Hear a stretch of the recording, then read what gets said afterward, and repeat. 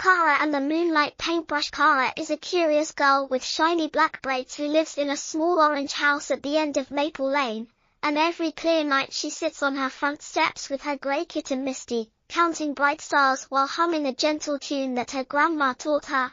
But one loud summer afternoon she cannot rest because thunder clouds cover the sun and turn the world dark. So she goes up to the attic to look for candles and finds an old wooden box with golden swirls, and when she opens it she gasps because inside lies a long thin paintbrush with silver bristles that glow like tiny moons. Taped to the handle is a tiny note that says, "Dear kind dreamer, use me when the sky loses color," and Kara feels a warm spark in her chest and decides to test the strange gift.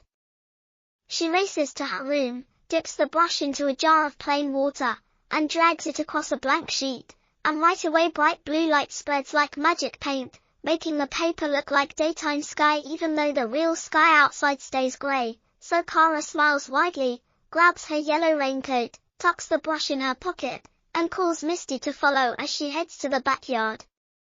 Rain drips softly, flowers droop, and birds hide under leaves, so Kara thinks hard and swirls the glowing brush through the air. Bright drops of color float off the bristles and stick to raindrops, turning them into tiny rainbow beads that bounce instead of splash, and soon the garden looks like a field of shining jewels.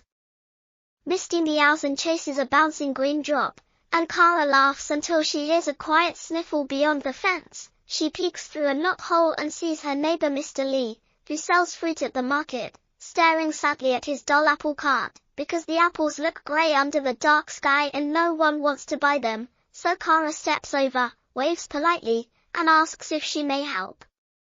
Mr. Lee shrugs but nods, so Kara touches one apple with the moonlight brush, and the fruit turns bright red, smelling sweet as summer. She paints each apple, pear, and peach until the cart glows like treasure, and Mr. Lee's eyes shine with thanks, while passers-by stop to smile and buy the colorful fruit, giving Mr. Lee hope and coins that jingle like happy bells. Kara continues down Maple Lane where dull houses sit quiet, and she swipes small arcs in the air, dropping soft lavender over Mrs. Green's wilted flowers, lemon yellow on the Baker twins' broken kite, and gentle orange on the old bench by the pond, and each time the things brighten, people smile, and the clouds above lighten a shade, but they are still heavy and grey. At the park entrance Kara meets Emma the ice cream seller, sitting under her stand's leaky roof with melted tubs of grey vanilla, so Kara dips the brush into the puddle at her feet and flicks silver sparks that swirl into pastel swirls, turning the vanilla pink like strawberry clouds. Children gather even in the drizzle, buy scoops, and laugh, and the drizzle fades to mist.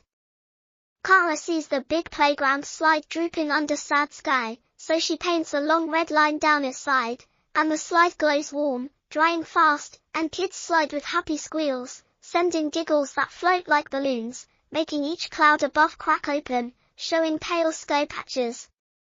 Kara feels tired but knows one big thing still needs color, the clouds themselves, which hide the sun and keep everyone gloomy. She walks to Sunny Hill, the highest place in town, where wind is strong and misty. She climbs, Misty trotting bravely behind, and at the top she takes a deep breath, dips the brush into her water jar until bristles shine bright silver, and paints wide invisible strokes across the sky, imagining long light blue waves, soft pink swirls, and golden circles. The brush grows warm, the silver glows white, and streaks of color stretch high, sticking to the lowest clouds, which begin to blush rose and pale gold. Kara keeps painting, making yet heart strong, until a crack of sunlight breaks through like a smile.